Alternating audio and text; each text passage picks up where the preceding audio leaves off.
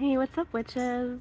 Today what I wanted to do is a Q&A video because I recently hit 500 subscribers on my YouTube channel. Woo! I know it's not a whole lot, but it really means a lot to me that there are 500 whole people out there in the universe that are actually interested in listening to my wild and crazy pagan ramblings. So thank you very much. Especially big thank you to my friend Orion for submitting all of these questions for the Q&A video because I thought it would be fun to just sit down and enjoy the outdoors in my backyard and film an easy, breezy, beautiful cover girl question and answer session for you all. So let's get into it.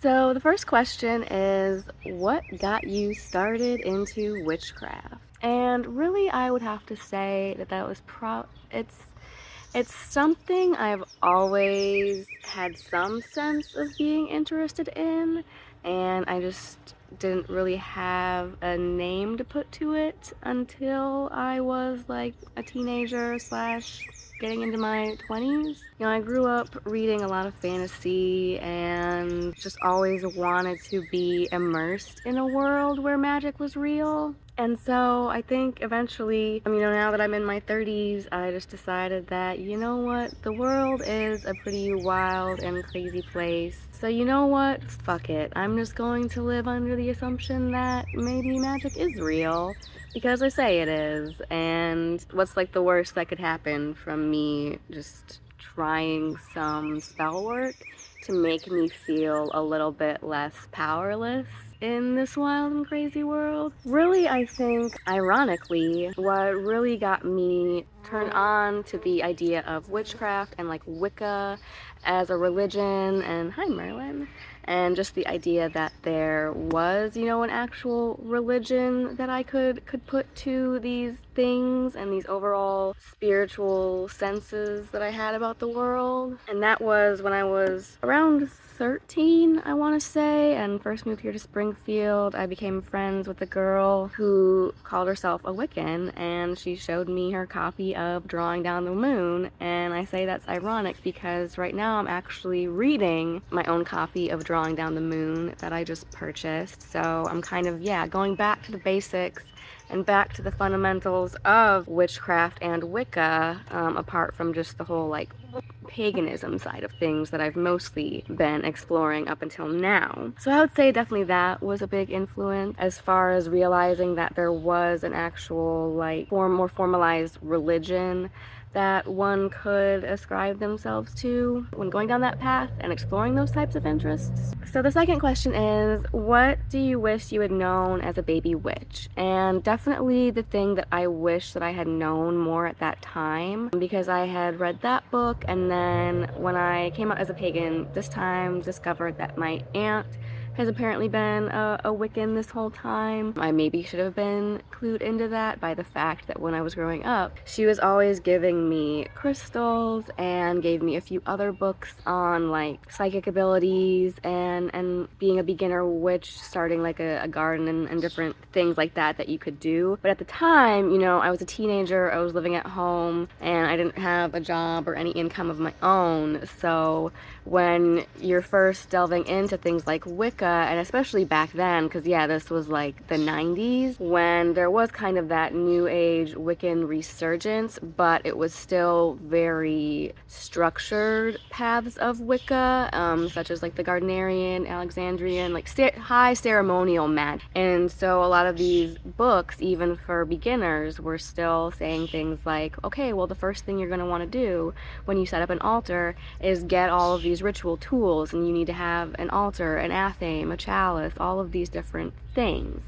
So I wish that one thing that I had really known back then is that those tools aren't required, because that really kind of intimidated me and prevented me from exploring that path further at that time, because I was like, well, I don't have access to any of these tools or materials, so I guess this just isn't really for me, or isn't really something that I can do. And I just left it at that for well over a decade. It took me until now to get back into exploring witchcraft and paganism because, now I am an adult with my own income, so I can purchase materials and tools if and when I need to. But I wish that someone had really told me, or that there had been a book back then that had said, hey, these things are not required. They're helpful and they're useful, and they might help you make some like mental shortcuts and connections in your mind as far as raising your own power, exploring your own power and abilities and things like that, and focusing your will. But yeah, I wish someone had really told me back when I was a teenager that tools are not required to be a witch or perform witchcraft. But that being said, top 5 supplies or tools that you would recommend keeping around in your witchy arsenal. As far as like formal tools, I don't really have a whole lot, but just materials that I usually have found myself always keeping on hand or reaching for a lot of just my day-to-day or basic witchcraft needs is salt, for sure. Just plain white table salt will do, but I like to be a little bit bougie with it, so I have a big container of Himalayan pink salt because it just makes it feel a little bit more magical and less mundane to me than just using basic table salt, but hey, it will do, and I've used it before. So I use it a lot for cleansing. I add it to mop water when I'm mopping the floors. I use it to cleanse and charge crystals and things like that, and I've even incorporated it into some other like cleaning spells for my home, and will like sprinkle it outside my front door. Incense is another big one because it's just easy to get your hands on and readily available pretty much anywhere these days, and you can kind of customize and tailor these scents of incense to suit different deities or different needs. So I definitely have a lot of different incense on hand to use as offerings or to use in cleansing and spell work. And the other ones would definitely be just a little tea light. Can't go wrong having just some basic tea lights on hand for deity work and offerings, etc., etc. And along with that, a lighter or matches, things to light your candles and your tea lights and your incense with. Definitely always keep those around and have some ready to have like a matchbook and a lighter in my travel altar. And the other big one for me personally is crystals and shiny rocks. I am a big fan of crystals and working with crystals and using them for different needs and working with just different energies. So I definitely keep crystals as part of my personal witchy arsenal. The 4th question is, what is my favorite thing about paganism and witchcraft? And I think overall it's just that there's no set dogma. Every witch that you ask like what witchcraft is or what it means to them, or what paganism is, or even if like a witch considers themselves a pagan, how would they approach things like witchcraft and spell work, and what's in terms of what's necessary, you're gonna find different answers for every person that you talk to. And that's really what I like about it at the end of the day, is it is very much based at the end of the day on your own personalized experience. And yes, it's very like nice and cool and reaffirming when you meet and talk to other pagans and you can kind of reaffirm or share similar or shared experiences that can kind of confirm in your own mind that like, oh hey, these things are real, I'm not just making it up, I'm not crazy. But yeah, at the end of the day, it is still going to be very personalized, and that's what I like about it. It allows everyone to really take personal responsibility for their own journey as just basically a human being on this planet. Tips for navigating Christian friends and family as a witch. This one's a little bit harder for me to answer personally because I wasn't really raised religious. I was technically baptized Roman Catholic, but like we never went to church. My family were not super religious or dogmatic in that way, and I don't really now have a lot of friends that I would consider like super religious because, I'm just an introvert and a hermit and I don't go out much and talk to people. But also I think as I have found myself exploring these spiritual paths more, I've just naturally drifted away from a lot of those friends and casual acquaintances anyway, because I think I no longer saw a need to hide my true self, especially in terms of like what my true interests are, because even before being a witch and a pagan, I was still, yeah, really into folklore, mythology, discussing things like that, and having deeper conversations, especially around things like religion and Christianity. But a lot of people who are Christians aren't really comfortable in having those conversations. They're just, yeah, very comfortable in their beliefs, and that's fine, to each their own. But yeah, it just gets a little bit more contentious when you start wanting to really examine those beliefs, even in terms of just a casual setting. Always have this feeling of, well, no one around me is going to be interested in talking about things like nature and talking to trees and feeling vibes from trees and being interested in fantasy and magic and the occult. So yeah, just definitely an overall sense in general of like, even if people aren't hardcore religious Christians and like fundamentalists, just an overall sense of that's just not where the majority of people nowadays in the modern world, where their interests lie. So it can be hard. It can be hard to feel like you can really open up and be your true self and discuss what you're interested in, and really discuss what we do in terms of being pagans and witches. Like, I mostly just tell my own family, even though they aren't like super religious or judgmental. I mostly just tell them that we're camping and having little meetups with friends where we sit around a fire and talk, and there's maybe a little bit of ritual and magic involved, because that is true for the most part. That is the gatherings that I've been to, that's what they're like. It's just kind of casual meetups, a group of friends who happen to share a common interest of worshiping nature and deities and raising our own power together. As far as tips for navigating Christian friends and family, that can be hard. I have my own home, and so I've really just been able to go hog wild and be open in terms of like having altars out in the open. Like, right when you walk in the front room of my house, you're gonna see my Odin Loki altar right there. But I know for others, even though they might have their own homes or apartments, they might still have to have a little cupboard type altar that they can shut away when other people come around. And so they do have to keep some of their practice still very private and stay, in the broom closet, so to speak. All I can really say in terms of dealing with those types of people is just lead by example. You don't necessarily have to argue with them or even be super open about your beliefs and what you're doing. Just let your friends and your family know that it's a path that is working for you personally and making you happy and making you a better person. And hopefully, if they are truly willing to have, a Christian mindset of being tolerant, turn the other cheek and all that good stuff, and if they really do love you as a person, they will be accepting of that and say that as long as it's making you happy, that's enough for them. And if that's not, then really all you can do is just lead by example and just show them through your actions and through your everyday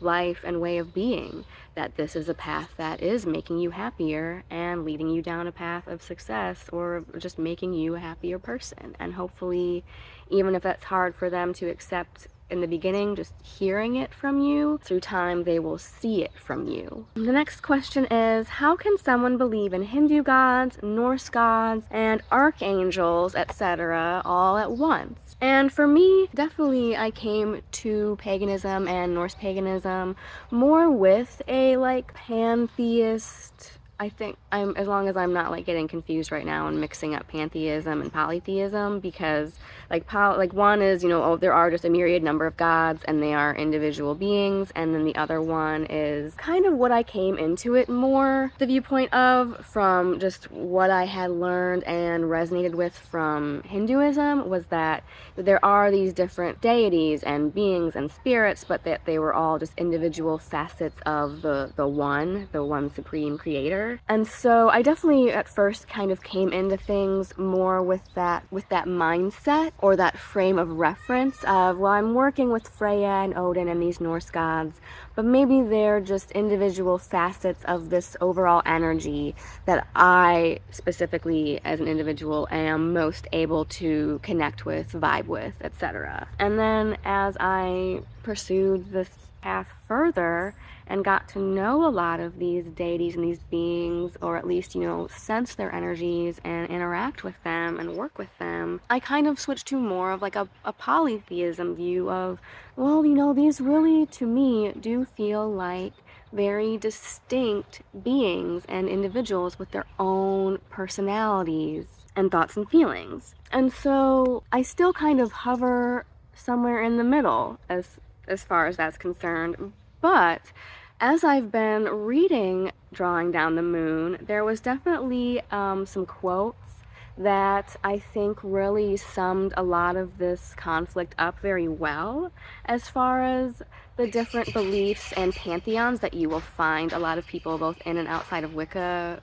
working with. Because even in the group that I work with and gather with most often, the Fellowship of Northern Traditions, it started off as more focused on just the Norse pantheon, and now even that group fell under the banner of Northern Traditions because they're finding a lot more Celtic deities stepping up and making themselves known, and a lot of people wanting to work with those deities alongside the Norse and Germanic. So there was a quote that I think summed it up very well, that said that polytheism is not competitive factions, but facets of a jewel.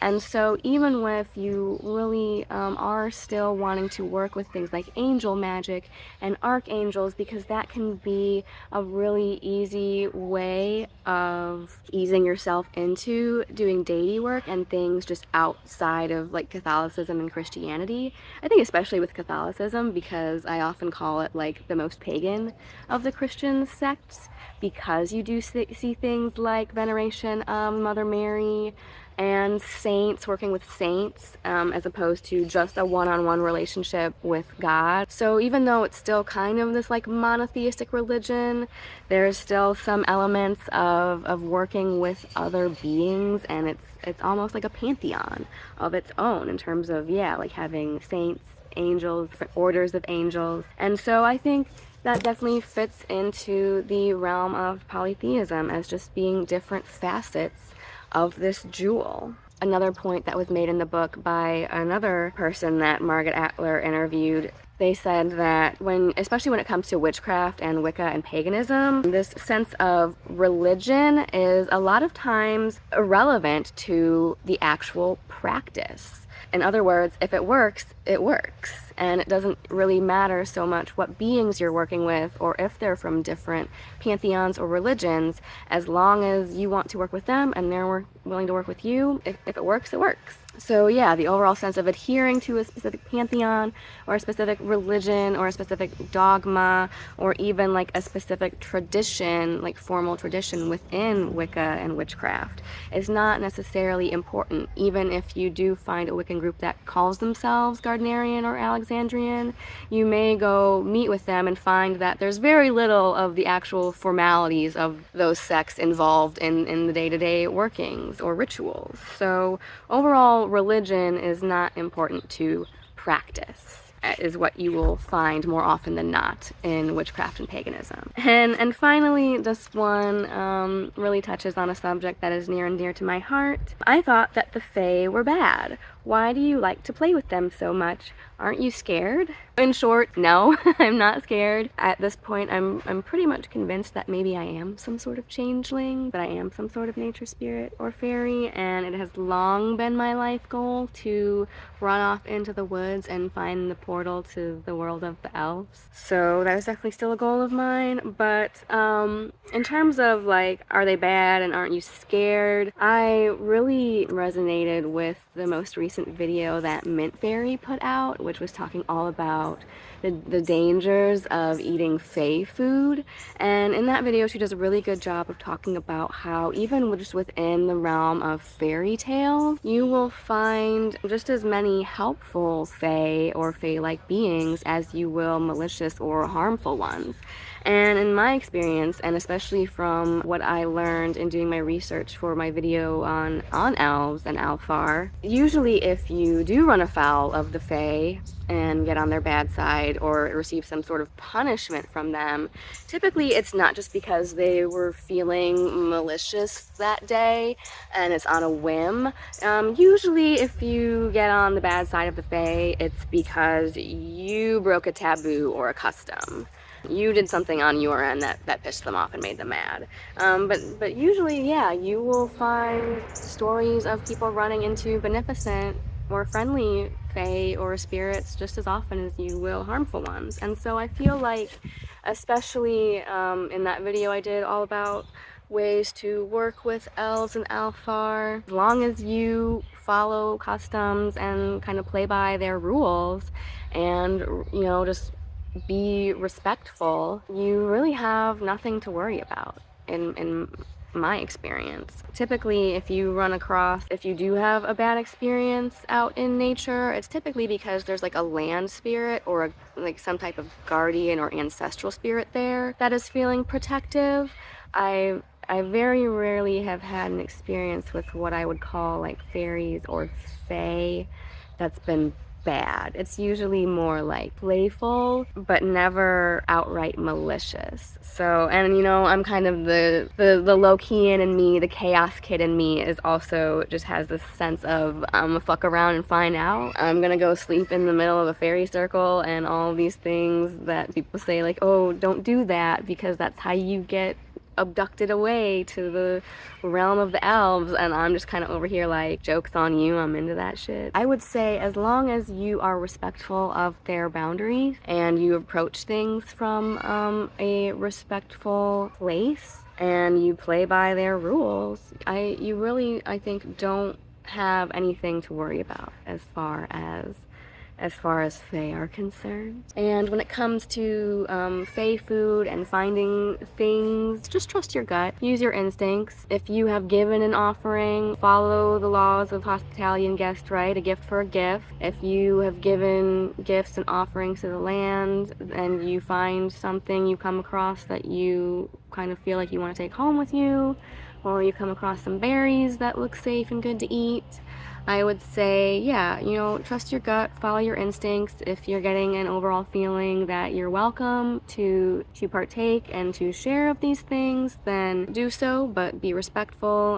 Don't pick all of them, obviously, leave some for nature. And if you are getting an overall sense of no, absolutely not, do not pass go, do not collect 200 berries, and just everything in your body is telling you to back off and that you're not welcome, then even if you are approaching things with good intentions, listen to those voices and be respectful of them.